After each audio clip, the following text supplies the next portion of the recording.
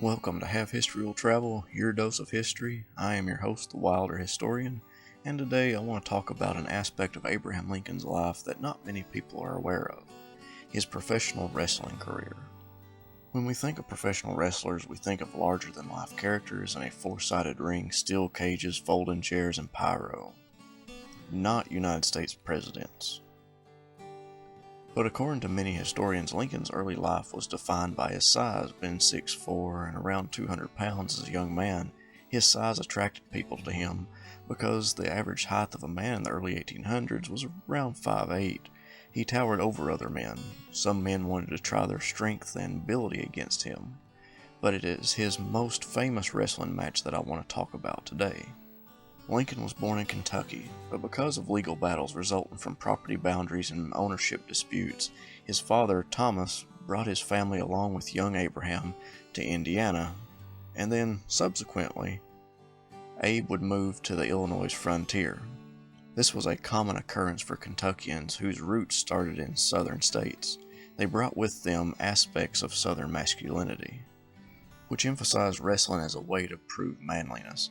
And that is just one aspect of Southern manliness, which includes gambling, drinking, horse racing, and other activities. But I want to focus on wrestling and more generally fighting. While living in New Salem, Lincoln ran a country store where he became acquainted with the local community and became known for his strength and size.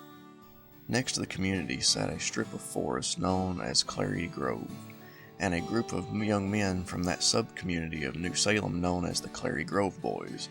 They were known for their brutality, but were also famous for having kind hearts for orphans, widows, and people in need. However, when they heard of Lincoln's prowess, their leader, Jack Armstrong, wanted to test himself against the country store clerk.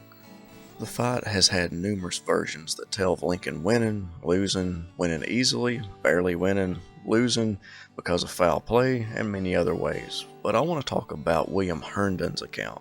Herndon was the law partner of Abraham and set about after his death to accumulate accounts of his friend's life from people who knew him and put them into a book.